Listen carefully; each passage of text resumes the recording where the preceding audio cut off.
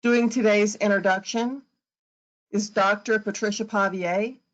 Dr. Pavier is the group leader of the Radiological Materials Group at Pacific Northwest National Laboratory.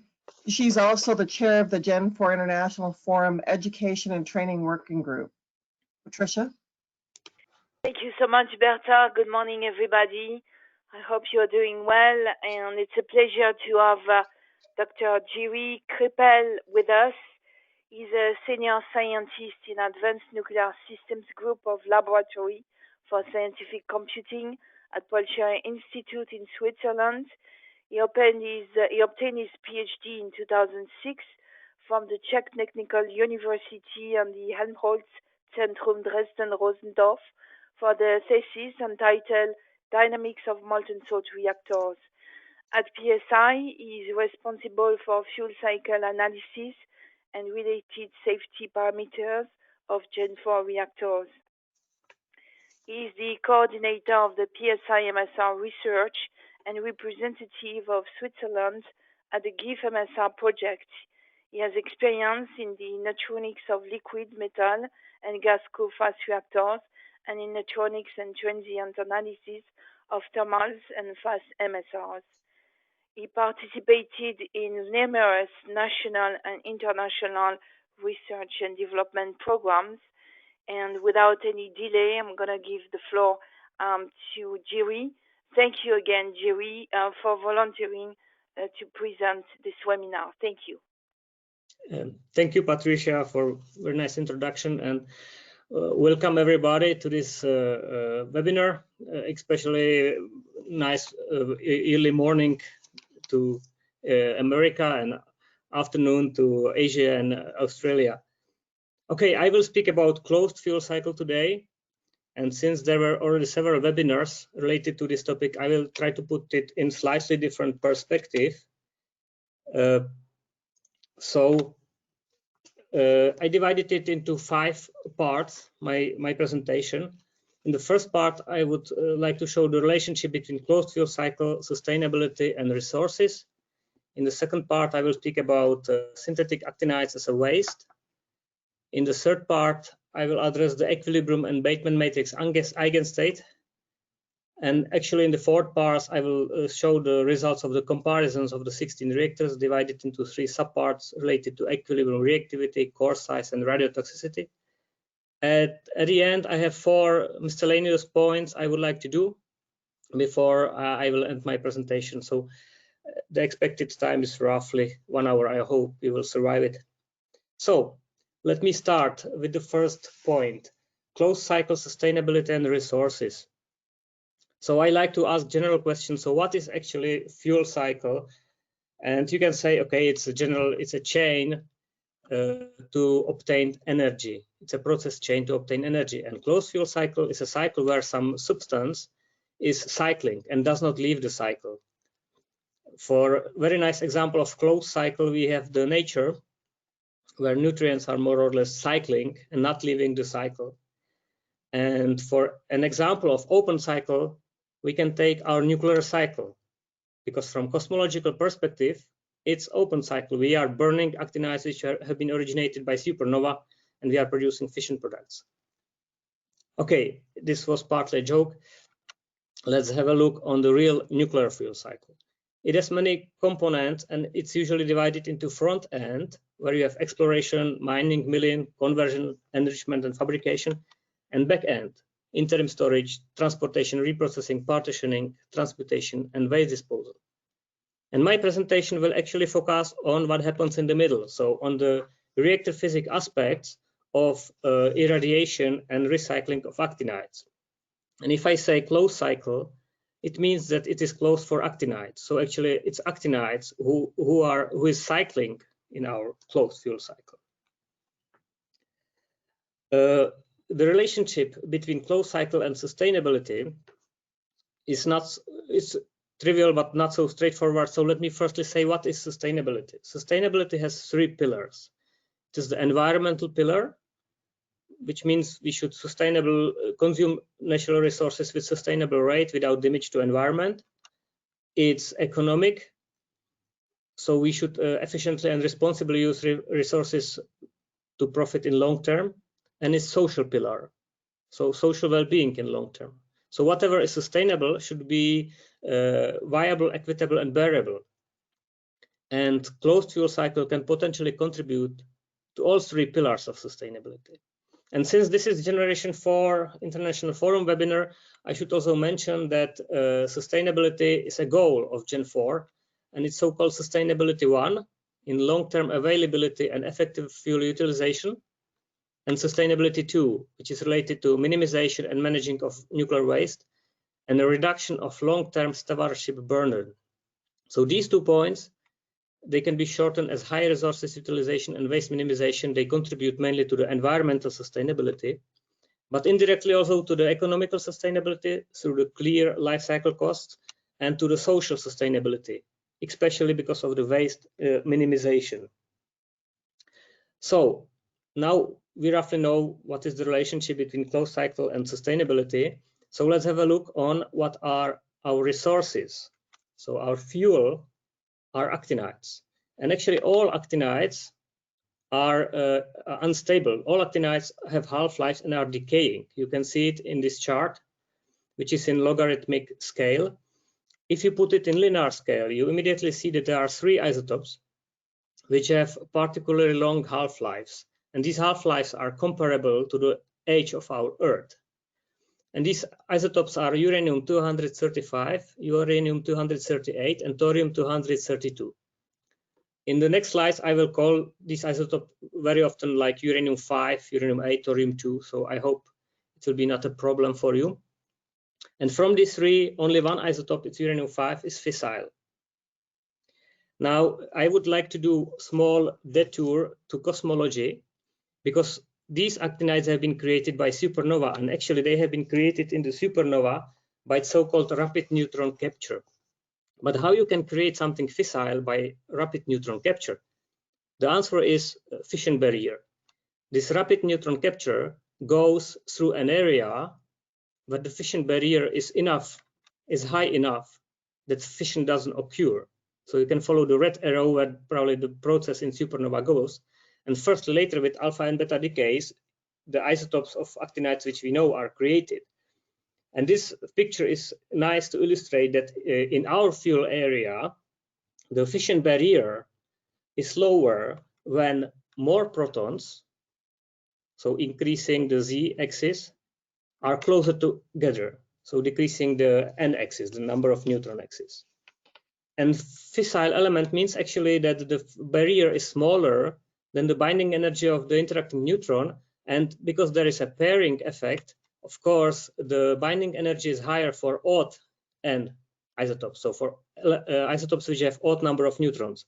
Therefore, uranium-3, 5, and 7 are fissile, and uranium-4, 6, and 8 are not fissile. So now back to our major story. So our resources are actinides, and they are not renewable. So the reserves we have are correlated with the half-lives to a certain extent, and only uranium-5 is fissile from these 2. The other 2, thorium-2 and uranium-8, are fissionable, and uranium-8 is roughly 10 times better in this parameter because it has slightly smaller fission barrier actually. But in the majority of the case, these 2 elements are capturing neutrons and they are being transmuted. Which brings me to the second part of my presentation, where I would like to speak about synthetic actinides as a waste. So the primordial actinides, they can be irradiated. And when they capture a neutron, you create a new isotope of actinide, which may either decay or catch another neutron, and so on and so on. So you have more or less 3 irradiation chains of actinides starting from 3 primordial actinides we have. And at this slide, I would like to define 3 trivial points. When a neutron is absorbed by an actinide isotope, there are 3 major outcomes. The first outcome is burning, so actinide fission, or breeding, transmutation, which is increasing fission probability. So you transmute even n isotope to odd n isotope. And the third option is parasitic neutron capture, which is transmutation where you are decreasing fission probability. So odd n goes to even n. Now back to the chain. So actinides are irradiated in chains. So let's once again start from thorium, which capture a neutron, and after 2 beta decays, you create uranium-3. This chart, which I'm just showing, was created for molten salt reactor with fluoride salts, and the light blue color is for thermal MSR, and dark blue color is values for fast MSR. But the fast MSR with fluoride salt is fast reactor, but has very soft spectrum, so it's not usual fast reactor. So the thorium can also undergo end-to-end reaction. I show it here, but this is not the major focus. So let's come back to uranium-3. Uranium-3 is well fissile, quite high probability to be fission, but still it can fail. And if it fails, you create uranium-4, which is not fissile, which will capture another neutron, and then you create uranium-5. So this is the point where thorium-2 and uranium-5 chains are merged. And now uranium-5 is quite particular fissile element. It's the only primordial we have. And if the fission of uranium-5 fails, it's more or less small disaster from neutron balance, because you will need 3 to 4 neutrons to create other fissile element, which is plutonium-9. At the same time, particularly in this case, the capture probability of uranium-5 is 27% in fast MSFR and only 18% is in thermal MSR. So this is the only isotope which has higher capture probability in fast spectrum in this case. Now, coming back to plutonium-9, this is a place where also the uranium-8 chain is merging. And if the fission of plutonium-9 fails, we are building higher plutonium actinides and minor actinides. So it's a gateway to minor actinides. Now, why the actinides, which we are generating, the synthetic actinides, are unwanted waste? So the primordial actinides have quite long half-life, so they are decaying slowly. Uranium mine is a radiotoxic place, but not so strongly radiotoxic, and we usually use it, often use it as a reference for final waste repository. But if you generate synthetic actinides, they have too short half-lives for them to be primordial. At the same time, once they are generated, the half-lives are too long for them to disappear swiftly. And the long-term stewardship burden is mainly driven by the medium half-life isotopes, because they are not disappearing swiftly and they are not mildly radioactive. Therefore, they are the most problematic. So typically from LWR spent fuel, it's plutonium 39, 40, 42, which cause the long-term stewardship burden. But the story is not so straightforward because actinides are decaying in chains. So fast decaying curium-243 is decaying to plutonium with medium half-life, and plutonium-9 decaying to uranium-5, which has very long half-life. Okay, now this is the last slide for the second part. Let's come to the equilibrium as a Bateman matrix eigenstate. Generally, if you want to increase sustainability, you need to increase burnup, because we know that actinides are not renewable, and only thing we can do is high resources utilization. So we should fission at best all the primordial actinides we have on the Earth, and we should minimize the waste. So we should minimize the amount of synthetic actinides which goes to the waste. Now, for each, in ideal case, we should not let the actinides to leave the reactor. Yeah, so you can imagine as this illustration, the ideal reactor would be an infinite fire, where the uranium-8 and thorium-2 would be the firewood. You will produce electricity, and the fire will be catalyzed by plutonium-9 and uranium-3, and fission product will be continuously removed from the fire. Nonetheless, in reality, actinides must regularly leave the reactor. So if you want to increase sustainability, you have only 2 options. First option is higher burnup in open cycle, and the second option is actinides recycling in closed cycle. But it actually leads also to higher burnup. So both these options are leading to higher burnup. And Therefore, the material which you load into the reactor is irradiated for longer time.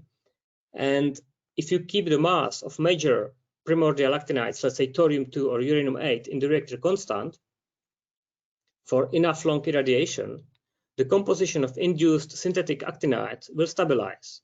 So in this irradiation chain, the creation and destruction rates will equalize for each isotope. Very known example from this perspective is the LWR fuel.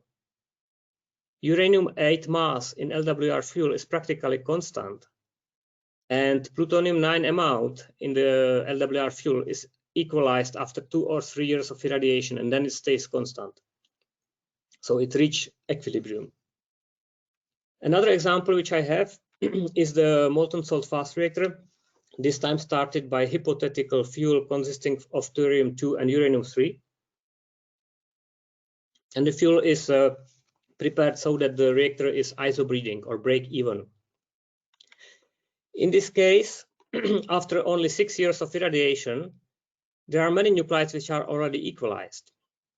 At the same time, there are some which will need centuries to stabilize.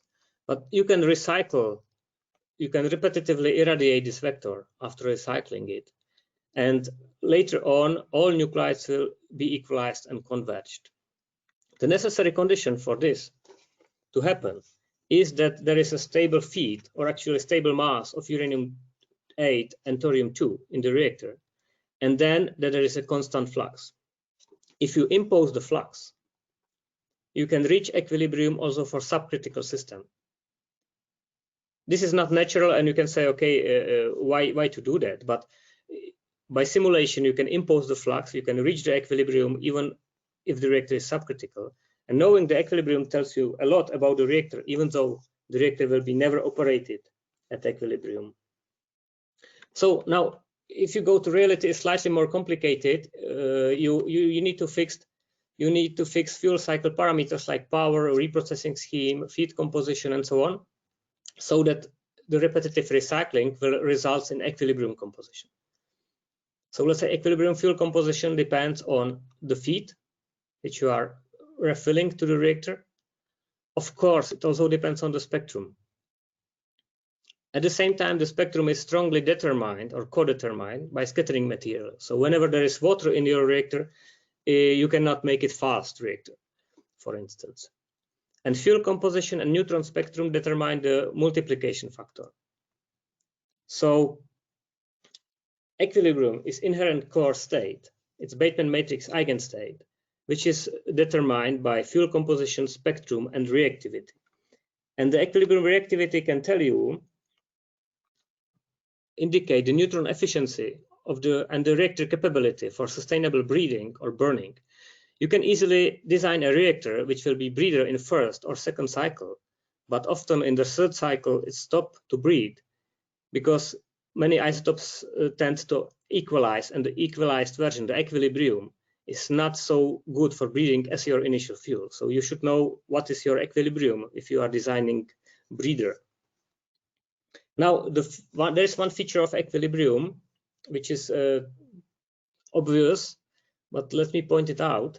In equilibrium, the fuel composition is constant, so breeding gain is per definition 0 because the fuel composition is not changing. At the same time, the multiplication factor doesn't need to be 1 because we didn't ask for criticality. We imposed the flux.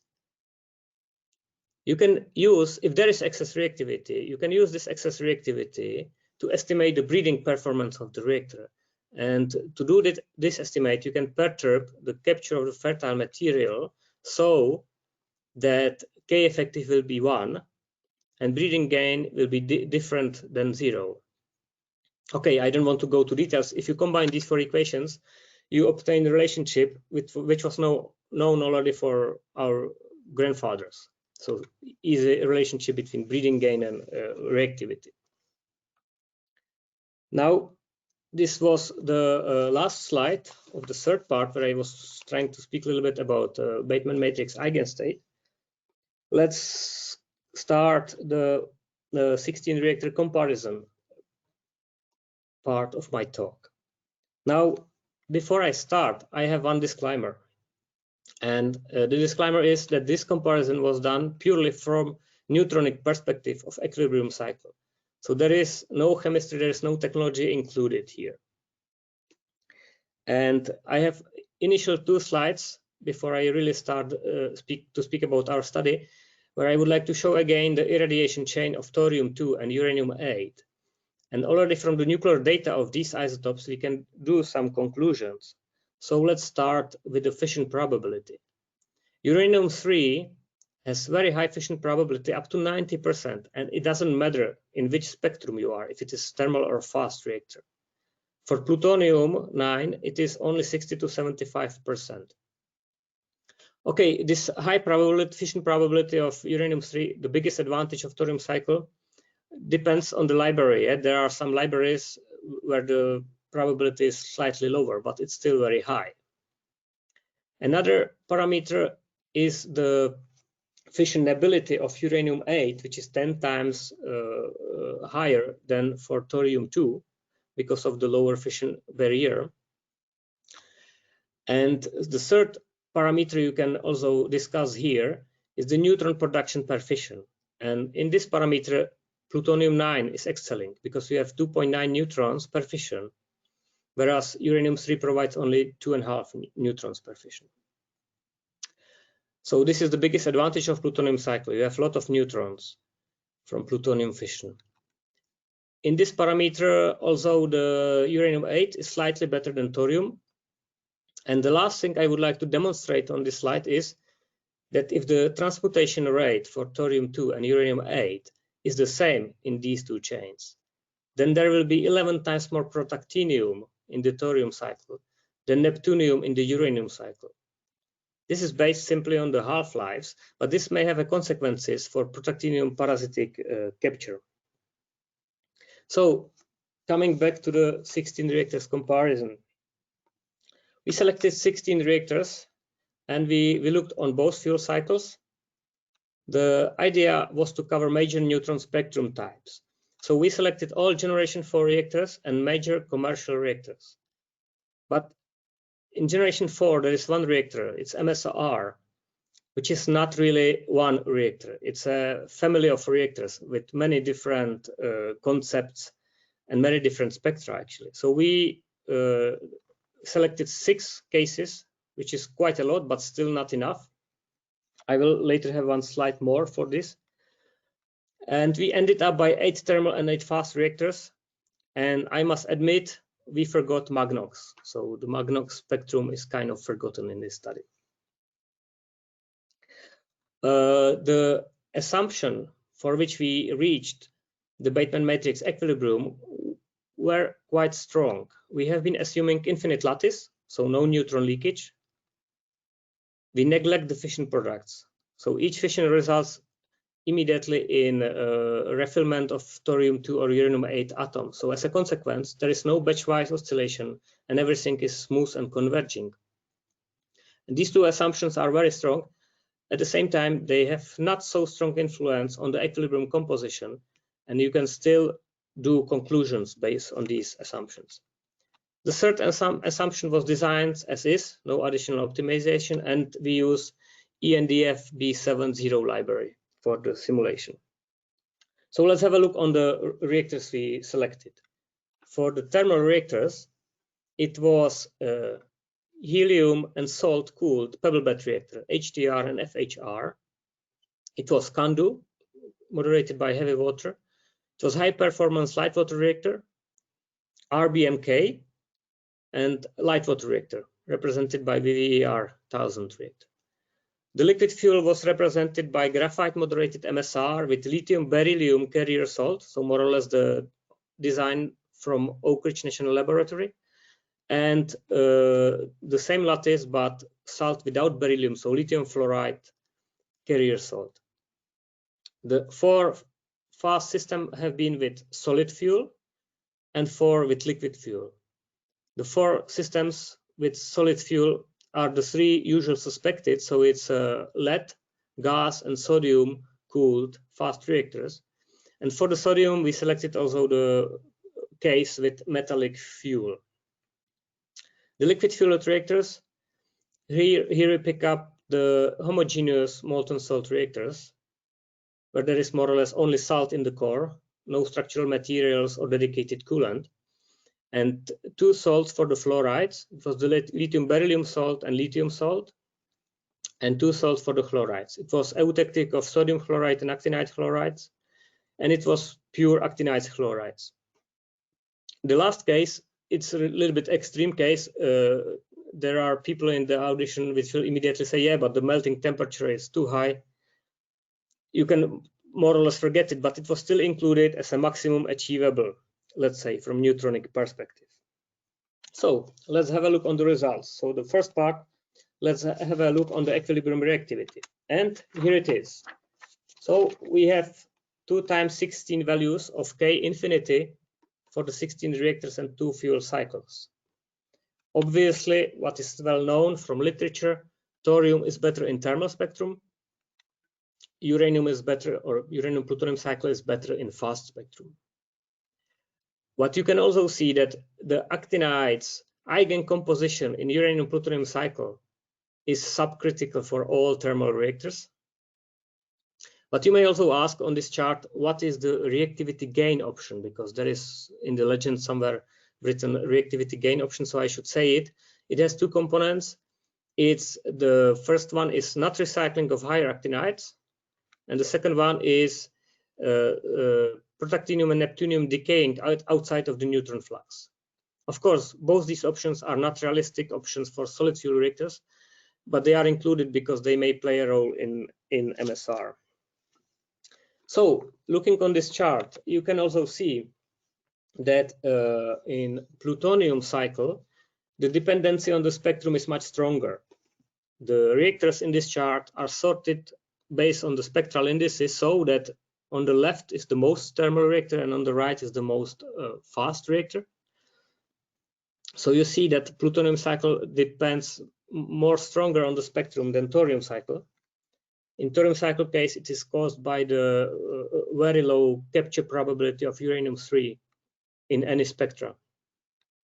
But you can also see that breathe and burn cycle, which I will a little bit address at the end of my talk, is possible only for uranium plutonium cycle, and K infinity of 1.2 is a kind of threshold for the breathe and burn operation. Then there are 2 reactors, this high performance LWR and FHR, which are really bad performing. In the first case, it's caused by the stainless steel cladding in thermal spectrum. In the second case, it's a combination of lithium beryllium fluoride salt as a coolant, which doesn't have so high capture cross-section, but the combination with low density fuel makes it really visible for the neutrons. You can also see that HTR, RBNK, and CANDU are on the edge of breeding in thorium cycle. But here I would like to recall that leakage and fission products are not accounted for in these results.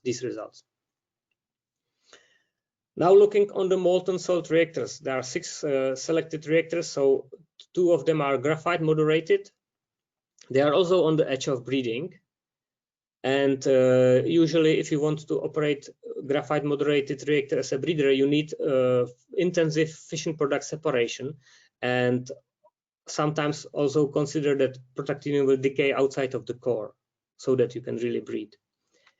In the molten salt fast reactor with fluoride salt, the performance of thorium and uranium cycle is almost equal because the spectrum is fast but quite soft, and you still need semi-intensive separation of fission products.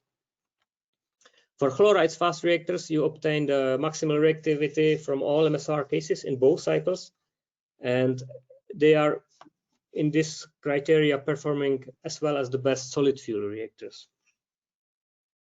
Now, this result as such is quite interesting, but doesn't provide enough insight. So we decided to use a reactivity breakdown method to understand how these results are created. And we break down the reactivity into 3 components. It was available neutrons, then the bonus from fertile material, So whenever direct fission of fertile material or end-to-end reaction occurs, it's a bonus. And then parasitic neutron capture by other actinides and structural materials. This breakdown was derived from neutron balance and using 4 conditions. I don't want to go to these equations, but the first 3 assumptions are kind of general and easy to fulfill or easy to assume. The last one is not so trivial because it's a consequence of equilibrium. And the last condition is saying that any other actinides than the major fertile is created from the major fertile, and therefore the reaction rate of these actinides must be equal to the transmutation of the main fertile. Okay. If there are some questions, you can send me an email later. It's really so in equilibrium. So now let's have a look on the components of this breakdown. So first component, available neutrons, depends on the average number of neutrons per fission. And this is quite surprising results of this simulation. What we find out that you produce 2.5 neutrons in thorium cycle in equilibrium, and it doesn't matter in which reactor, if it is fast or thermal reactor. Of course, if the spectrum is harder, you produce more neutrons by fission of one selected isotope, but at the same time, your equilibrium composition is slightly different, and these compensating effects make it flat. So surprisingly, you produce 2.5 neutrons in any reactor in thorium cycle when it is in equilibrium. And the same results we obtain for plutonium cycle, even with more stronger compensating effects, but in all reactors is roughly 2.9 neutrons. And this is the biggest advantage of plutonium cycle, and this gives you hypothetically 31,000 ppm reactivity excess in plutonium cycle and 20,000 ppm excess in thorium cycle. Now let's have a look on the bonus from fertile material. So this bonus is caused by fission and end-to-end reaction on the main fertile material. So in thorium cycle, the fission of thorium can be up to 4% in related to the total fission. In plutonium cycle, the direct fission of uranium-8 can be up to 15%. And so the plutonium cycle is a better cycle also from this perspective. And you can use this chart as a measure of very fast neutron welfare in the reactors. So if you look on it carefully, you find out that light water reactor and lead-cooled fast reactor, they are almost equal from the perspective of fast neutrons welfare. So the fission of fast neutrons of the fertile material is roughly 9% in both of them. At the same time, you can see the molten salt MSFR, the molten salt fast reactor with fluoride salt, is acting more like thermal reactor than fast. Okay, let's come to the last component of the reactivity breakdown is the neutron capture by actinides. It strongly differs between the cycles. It's roughly 20% in fast reactors in thorium cycle and up to 40% in thermal reactors. Again, MSFR acting more or less like thermal reactor. And in plutonium cycle, it's rather 30% in fast reactors and up to 120% in thermal reactors. So this is the major reason why plutonium cycle cannot be operated in thermal spectrum. So let's us put these 3 results together in one chart. So we have excess reactivity, which gives us a certain level around 20,000 ppm in thorium cycle, and then we need to subtract the parasitic neutron captures, this time also inclusive the structural materials. And what is left is the excess reactivity, which we already know from the previous charts. But now we have much more insight, so you can see that the actinides eigencomposition in thorium cycle is critical in all cases, and the reactors are subcritical thanks to the structural materials and coolant.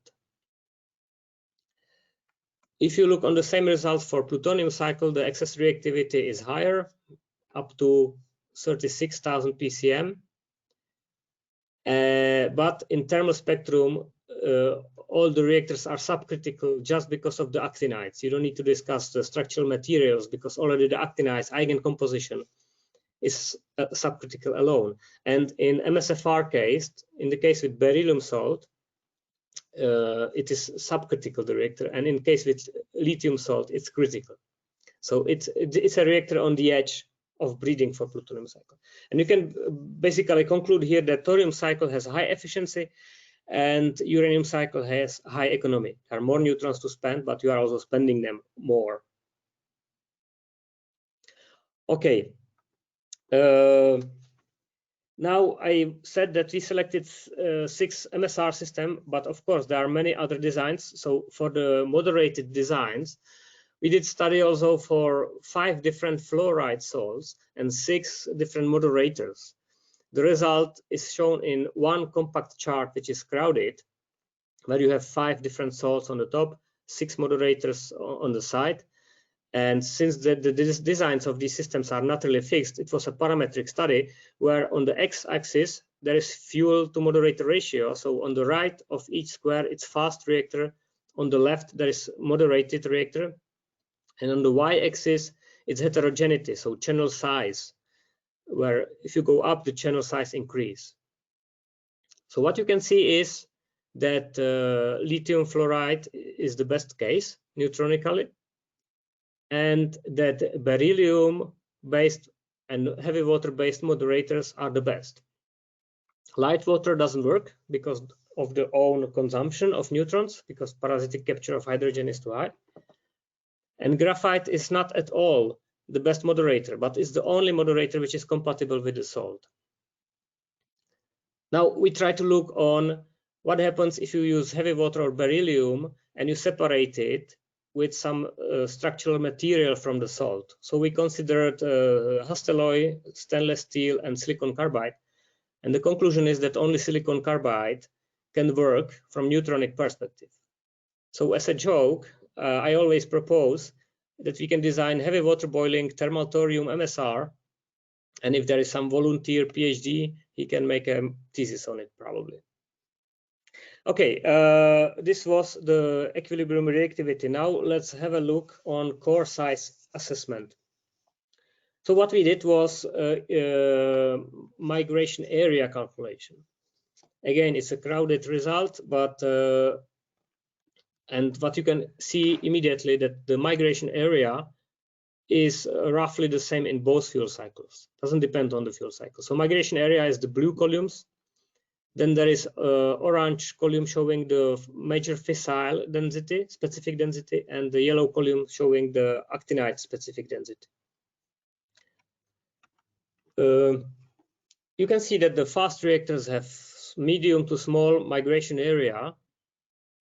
In graphite moderated reactors with low specific fuel density, the migration area is very high. In graphite or heavy water moderated reactors with reasonable fuel density, the migration area is medium. And of course, the smallest one is in water moderated reactors. Yes, that's clear. Now, looking on the 3 groups of MSR systems, for the MSFR, the lithium and fluorine in the salt are scattering, and the actinide density is reasonably high, so the migration area is quite small. For graphite reactor, the graphite properties and relatively low fuel density makes the migration area slightly higher. But in fluoride fast reactors, the migration area is enormous. There is more or less absence, even though the density of actinides is quite good, there is absence of scattering cross sections. The scattering cross section is very small, so the migration area is huge. Now, since we know the migration area and since we know the K infinity, we can use the theory, Fermi theory of bare thermal reactor. Again, I will not go to the details in equations. We pick up the most reactive cylinder, which has roughly the same height and diameter. And for these parameters, you can estimate the criticality lines which are the functions of core radius versus K infinity. And then you can show there the points, the results of our study, the K infinity which we obtained from the study. And from these points, you can read the core radius. But again, it's a core which has no reflector, nothing. But still, you can do the same for plutonium cycle, where the K infinity was slightly higher. So of course, the resulting core size is smaller. And then you can compare it in one chart to make it more visible. And let me do here just 3 conclusions. One is that MSFR is really a strange case where the core size is almost the same. The plutonium cycle is even slightly bigger. But for all other cases, if the breeding is possible, plutonium core is smaller. And sodium fast reactor is the most compact core, and molten salt chloride reactor, so the MCFR, is the biggest in both fuel cycles. Now, it's not reflected the core. So what we did, we tried in another study to use Hastelloy reflector for MSFR and MCFR, this time comparing it with classical pancake fast reactors. So here you see the lead, sodium, and gas-cooled fast reactor as a pancake. And now we can compare it with reflected MSFR in thorium cycle and in plutonium cycle. In plutonium cycle is slightly bigger, but it's still quite compact. If you compare it to MCFR in plutonium cycle, it's just slightly bigger than MCFR in plutonium cycle. It's still quite compact. But in thorium cycle, where the K infinity is lower, much lower, the core is already quite bulky. And last but not least, we can include in this comparison also the MSBR concept proposed by Oak Ridge National Laboratory, which was also quite big. At the same time, more than 80% of the volume of this core was filled by graphite. Okay, this concludes the discussion about core size, and let's speak a little bit about radiotoxicity. So radiotoxicity is caused by the actinides which are leaving the cycle. So they are leaving the cycle because you can never recycle 100% of them. There will be always reprocessing losses. And using the reprocessing losses and using the burn up in fission material %, you can say that utilization is 1 minus losses, and you can come to a formula which is shown, and you can plot it as a parametric curve. So reprocessing frequency, or actually the burn up of the fuel, versus resource utilization and reprocessing losses. Now, if you take the typical case in fast reactors where you can reach, let's say, 10% burn up, if you don't recycle minor actinides, your losses are around 1%, so your resources utilization is around 90% or bigger than 90%. You can also change this curve into parametric curve where you use the burn up divided by losses. And you know that if you want to go above 90% of utilization, your burn up should be 10 times higher than the losses. And I'm stressing this because in molten salt reactor, we are often foreseeing to reprocess fuel, which has very low burn up. So we should be careful that the reprocessing losses are 10 times lower than this low burn up. Okay, so this quantify a little bit the material which is lost, which is going to the waste. But how radiotoxic is the material which goes to waste? So we did a simple study. We say, okay, let's take 10 to 30 fuel atoms of all the equilibrium compositions we have. And you can calculate the radiotoxicity evolution. In this chart, it is shown for thorium cycle. But you can immediately see that thermal reactors are better. They have lower radiotoxicity because there is less of synthetic actinides. At the same time, many of them cannot be operated in closed cycle, and we don't know how will be the reprocessing losses. And we can also see that there is secondary peak. So the radiotoxicity of thorium spent fuel has secondary peak. In plutonium cycle, conclusions are quite similar, but there is no secondary peak. So if you do the ratio of these two cycles, if you want to see the relative radiotoxicity, you will see that the thorium cycle is better at the beginning, but ultimately at the end, the plutonium cycle is better because of the secondary peak. And this secondary peak is caused mainly by plutonium-8 and neptunium-7 decay chains. And I must stress here again that this result is exclusively valid for cores with equal amount burn-up and treatment of the fuel. Now, this is a log-log chart, so not much physics is shown. If you put it to linear scale, it's slightly better. And the conclusion is yes, thorium cycle is less radioactive initially, but it's nothing so tremendous. So this more or less finish the comparison part of my talk, but I still have the 4 miscellaneous points I would like to do, because they are not always presented. Let's say it this way.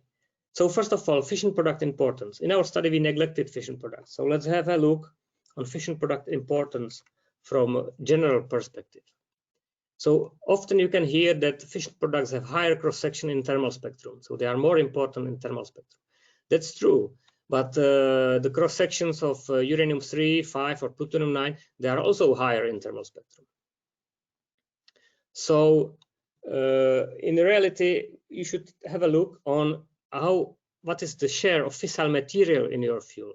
So let's say in thermal reactors in closed thorium cycle, you have roughly 2% of uranium-3 in the fuel.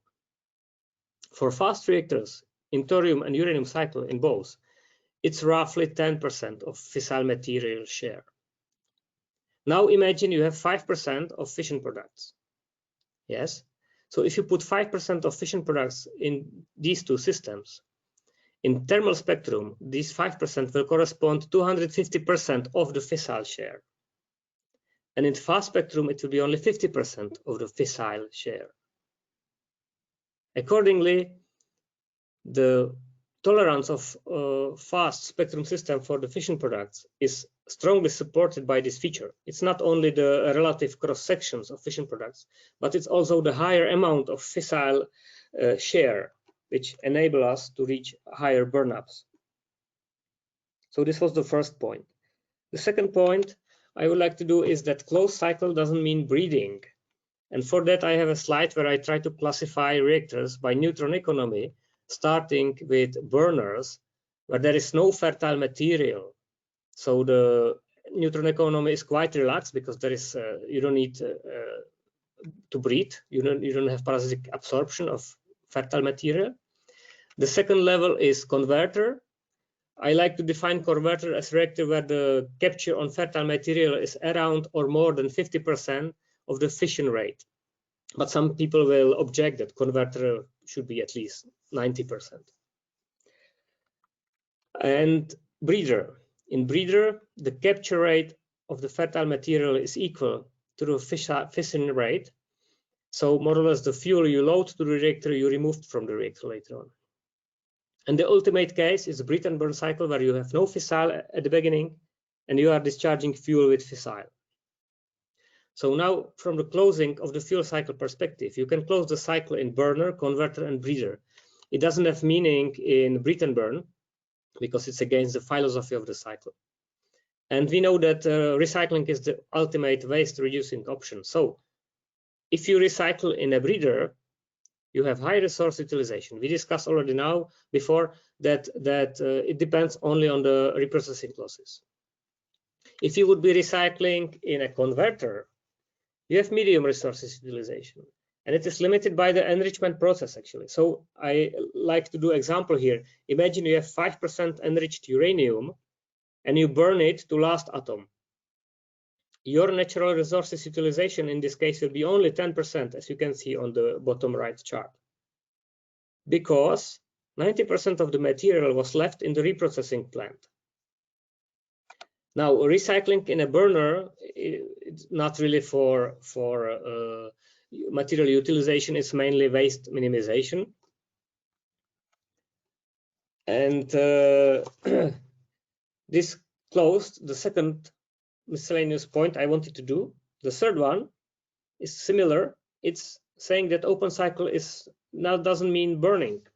And you can imagine what I mean by that, because there is something called breathe and burn cycle. So in breathe and burn cycle, you are breathing. You have an initial fuel assembly which doesn't include anything fissile, and you are discharging spent fuel assembly where there is fissile material inside. In this case, which is shown, the reactor in overall is critical, and the spent fuel you discharge is the most burned assembly. You can do something similar with a molten salt reactor, with the slight difference that the salt is homogenized in the core, and you are discharging average fuel composition. So technically, you can collect this salt, and later on you can start another reactor with it. But to increase the burn up or to decrease the core size, you may consider to use more liquids, and you may discharge the most burned liquid. Now, the criteria why there should be some threshold for breathe and burn cycle is quite trivial. I was considering that the fissile fuel share you are discharging from the core must be equal to the new fissile fuel which was bred in the discharge fuel during the burn-up.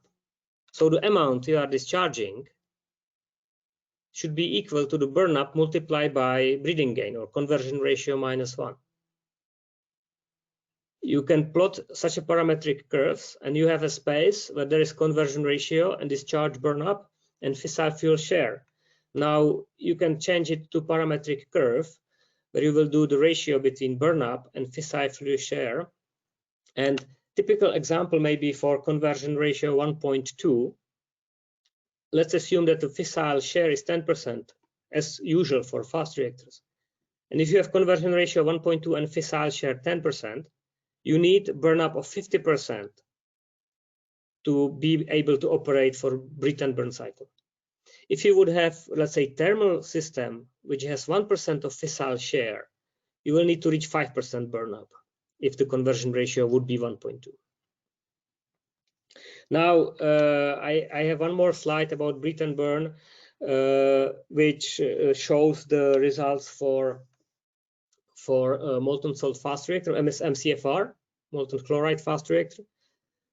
And I would like to use this slide to show roughly the performance of breathe and burn cycle. So you see on the right the chart where the discharge burn up is used as a parameter for the equilibrium K effective. So it's K effective, equilibrium K effective is plotted as a function of discharge burn up. And you can see that at the beginning, you don't have enough fissile, you didn't breathe enough fissile. And at the end, you have too many fission products. So your neutron balance is again not so good. And somewhere in between, it may work, but you can conclude it doesn't work for thorium cycle. The reactivity excess is too low. Maybe it works for mixed cycle. It seems to work for chlorides and the plutonium cycle. Okay, all reactors are with chlorides. It seems to work for uranium cycle. And it seems that the more actinides you manage to pack in your salt, the higher is the K infinity, and the smaller is then your breathe and burn reactor. So there is a trend like this. Okay, before I end, I have very last point to do, and it's the transition to equilibrium. And the aim of this point is to show that there are 5 major fissile materials available on the Earth. It's reactor grade plutonium, which has medium availability and medium proliferation risk. It's low enriched uranium with high availability and medium proliferation risk. And then we have 3 materials where there is high enriched uranium with, let's say, high availability, but also high proliferation risk. Then there is uranium-3 with very low availability and high proliferation risk, and weapon-grade plutonium with medium availability and high proliferation risk. But because of the proliferation resistance or proliferation risk, you can exclude the last 3 materials. So we are left only with reactor-grade plutonium and low-enriched uranium. Now, if you would like to start uranium-plutonium cycle, both these options are fairly natural. You start with enriched uranium, and in 1 or 2 cycles you converge to uranium closed cycle. The same with MOX fuel. If you use LWR plutonium vector to start fast reactor in uranium-plutonium cycle, after one irradiation, you have already the equilibrium vector. So it's very natural and fast convergence. In thorium cycle, it's not so straightforward. If you use enriched uranium, it means that inevitably you will have mixed cycle at the beginning. It may be so that you have the same amount of uranium and thorium in your initial fuel. Slightly better it is for the MOX fuel if you use light water plutonium vector with thorium, but still both plutonium and uranium-8 does not belong to the equilibrium composition of the thorium, so the transition in these two cases may last for a century.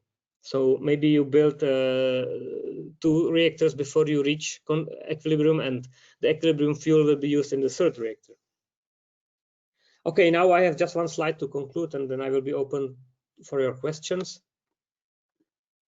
So to summarize, reserves of uranium-8 and thorium-2, not really an argument for preference. We are lucky to have both. Features of uranium-8 and thorium-2, uranium-8 is slightly better. Features of plutonium-9 and uranium-3, plutonium-9 has higher number of neutrons per fission, but also higher capture. Uranium-3 has produced less neutrons, but has also lower capture. Breeding in thermal spectrum, no, not in uranium cycle, but yes, in thorium cycle. Breeding in fast spectrum, yes, in both cycles. Breed and burn capability, only in plutonium cycle. Radiotoxicity at equal conditions, initially slightly higher in uranium cycle. Core size for fast reactors, smaller in plutonium cycle, with exception of MSFR.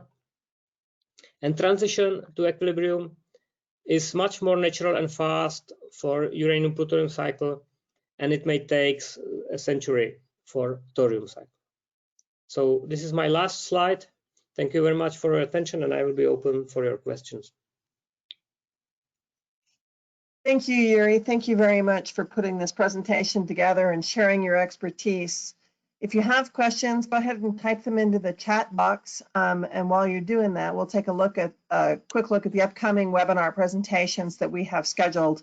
In July, a presentation on the overview of small modular reactor technology development. In August, MSR safety evaluation in the United States. And in September, Integrated Energy Systems Laboratory Initiative.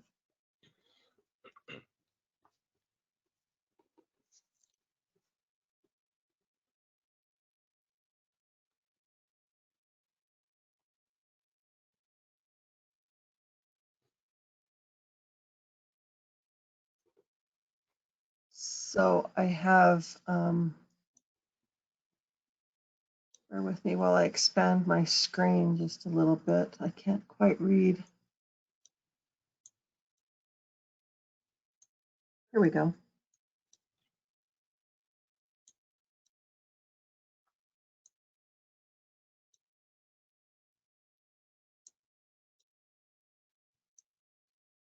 So Yuri, the first question states, current theory no longer believes supernova created the actinides. Astronomers now have consensus that these are created by neutron star mergers with other neutron stars.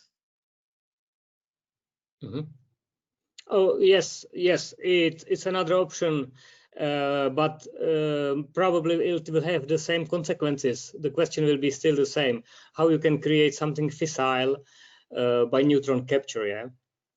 Yes. No. This is fully right. We don't actually know how it was. Yeah. Did you consider Seeberg Tech's sodium hydroxide moderator in thermal MSRs? Zirconium hydride. Let me see. I think it was presented there. But you speak about something else. You speak about hydroxide. No, we didn't consider it, but we know that hydrogen itself is not performing well. So yeah, I expect that the parasitic capture of this salt will be too high to be self-sustaining as a breeder. Thank you.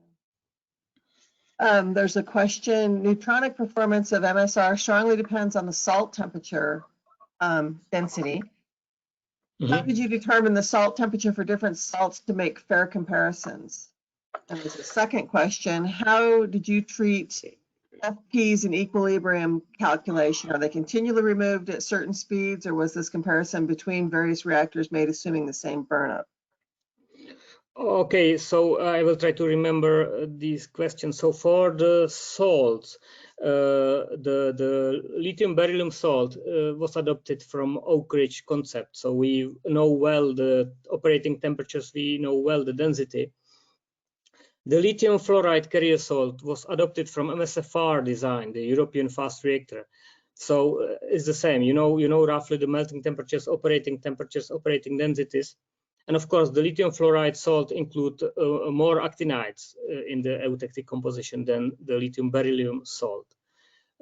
So I think we included these consideration. For the chloride salts, we rely on the literature. So we find out the properties of eutectic composition, and we went above the melting temperature to be on the safe side. Yes. Now, for the second question, if I got it well, more or less it is related to the specific power, because we have infinite cells, and the question is, if I understood it well, is specific power, so the irradiation rate. And here, for many reactors, it is fixed, but for some MSFR, we needed to estimate it ourselves. So I think we said roughly what are the dimensions of the reactor, and we said, let's assume that the reactor will have 3 gigawatt total power. Yeah, I'm not sure if this was exactly the answer for the second part of the question. Removal. Okay, how did you treat fission products in equilibrium calculation? Okay, yes, there is one other question in this. We didn't include fission products at all in our study. So whenever fission occurred, fission products immediately disappeared from the system and have been replaced by fresh atom of fertile material. Yes, so in our study there, in the 16 reactors comparison, there are no fission products.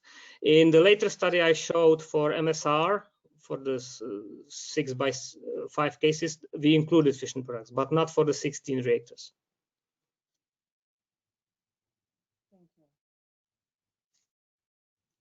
What about MSFR draining system? Did you calculate criticality of the draining systems in MSFR?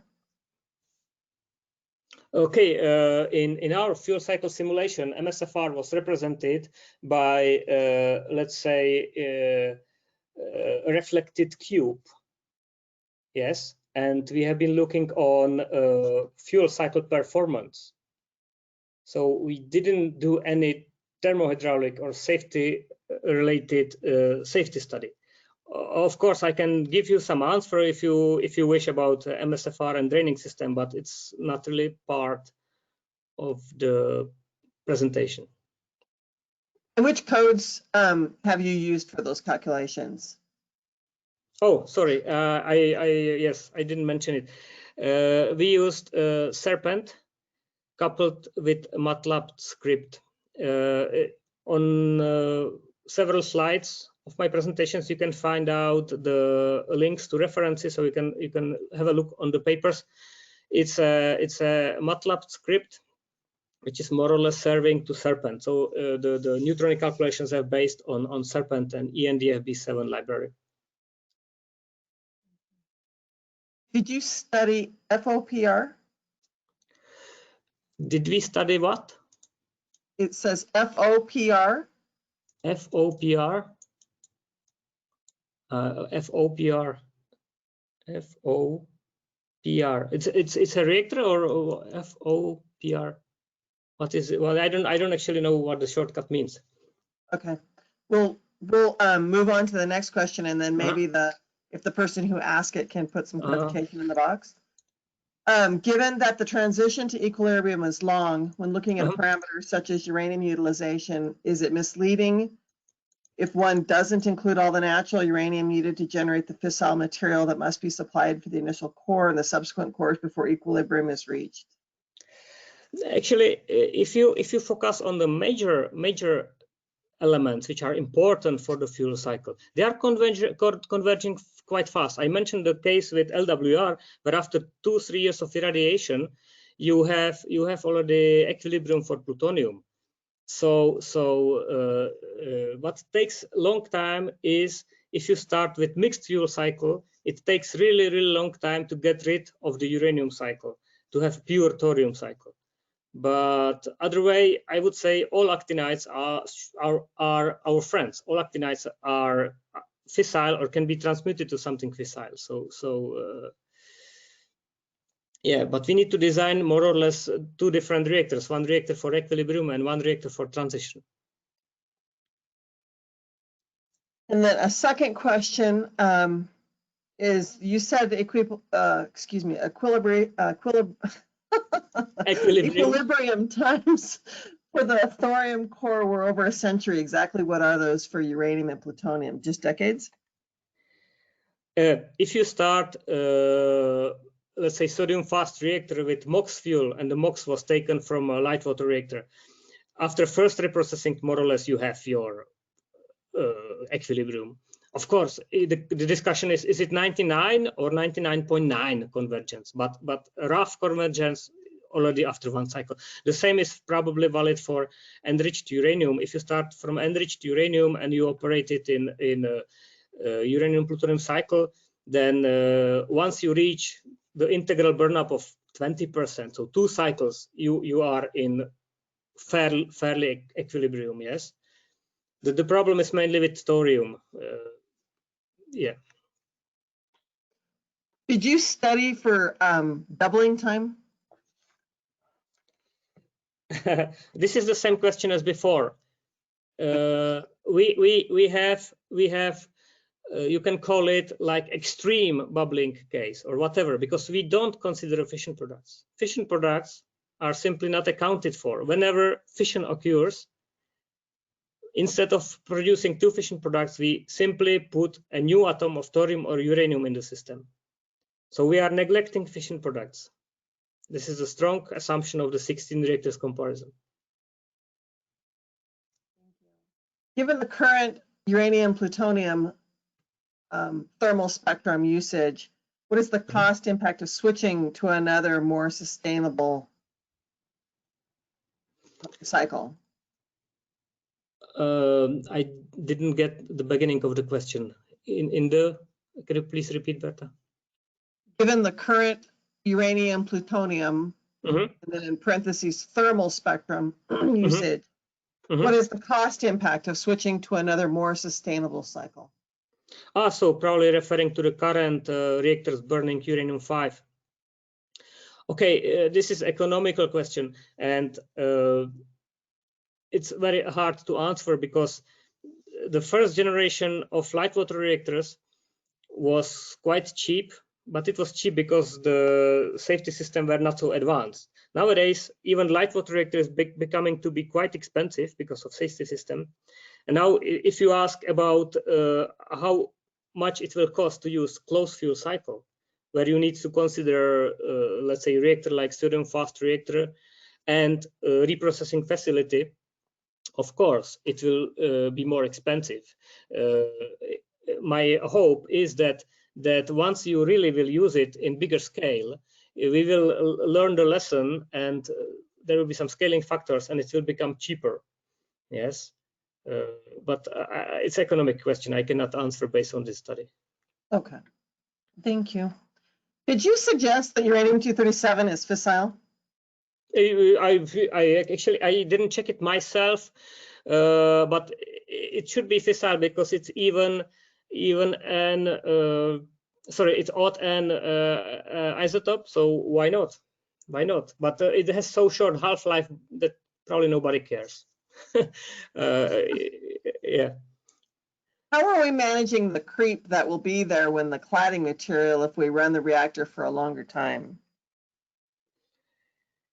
Oh, again, it's a little bit outside of the scope of this presentation, but yes, if you would like to operate in breed and burn cycle, you need to reach burn-ups like 50%. And that's not so easy. So the major research for the breed and burn cycle in sodium fast reactor is dedicated to the material which will withstand such irradiation times. In MCFR, there is not such a material, but of course there are other issues. Probably you will need to replace the reactor vessel several times. Yes, but yeah, I cannot answer more. I'm not a material expert.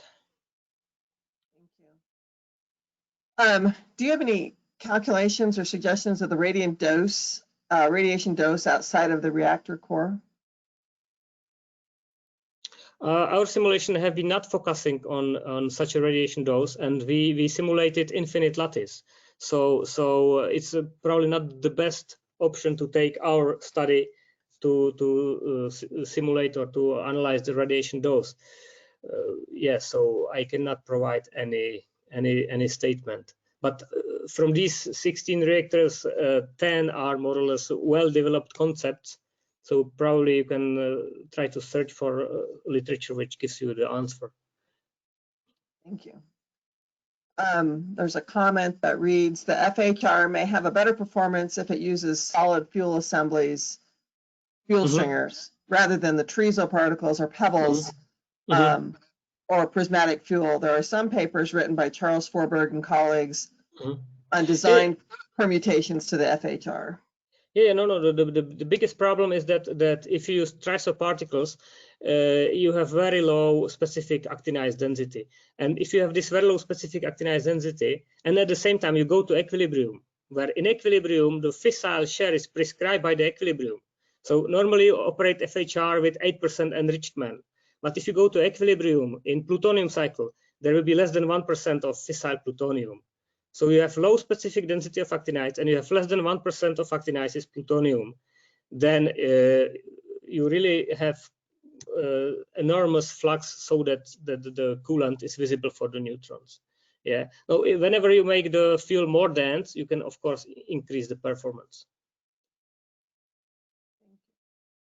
Harder spectrum by chloride MSR has higher K-inf, but it needs more initial inventory than fluoride MSR. Interesting. Yes, that's a correct statement because the inventory is driven by the core size. And the core size is product of migration area and K infinity. So yes, you have hard spectrum, which gives you very high K infinity. At the same time, you have hard spectrum because there is nothing scattering the neutrons. So migration area is enormous, and you end up by slightly bigger reactor than in fluoride case. There's a request for any study. Could you suggest any study for evaluating criticality calculations of the draining system for MSFR for your work or maybe any others? Okay. Again, not me. Of course, I'm aware of such studies. Here in Europe, we have projects ongoing on MSFR, but this is rather a safety and thermohydraulics oriented question, which you cannot really. Okay, what may be relevant to this study is that if you have equilibrium fuel composition, you know K infinity. You know that it's critical in the reactor. The reactor has, I don't know, in case of MSFR, let's say 10 cubic meters of the salt inside of the reactor, and maybe the same is outside. What happens if you have draining system and there will be more than 10 cubic meters somewhere collected? So of course, you should design the draining system so that you have never bigger amount of the salt than in the core. But that's more or less only point I can do from a neutronic or reactor physics perspective of this study. Okay, we have a response on the fissile U-237. Sorry, U-237 is not fissile. Thermal fission cross-section is 1.48 barns. Capture cross-section is 391 barns. Okay, so it's very low fission probability. Okay, yes, no, I should probably correct this slide. If you recall the fission barrier chart, so uranium-7 is already quite on the right in this chart. So it can really be that the fissile barrier is already too high, and then the neutron pairing effect doesn't help. Yeah, but probably it's something similar to Neptunium-7. Actually, now, if I remember well, Neptunium-7 is quite well fissile in fast spectrum, but not in thermal. Yeah, okay. And that's the questions that I see that have come in. Again, thank you very much for spending your time with us and putting this presentation together, sharing your expertise. It was obviously very well received from the response in the Q&A. Thank you very much for following it and for early waking up. Thank you again, Jerry, for a good presentation and for volunteering to give this webinar. Thank you to inviting me, Patricia. Okay. Have a good day, everybody.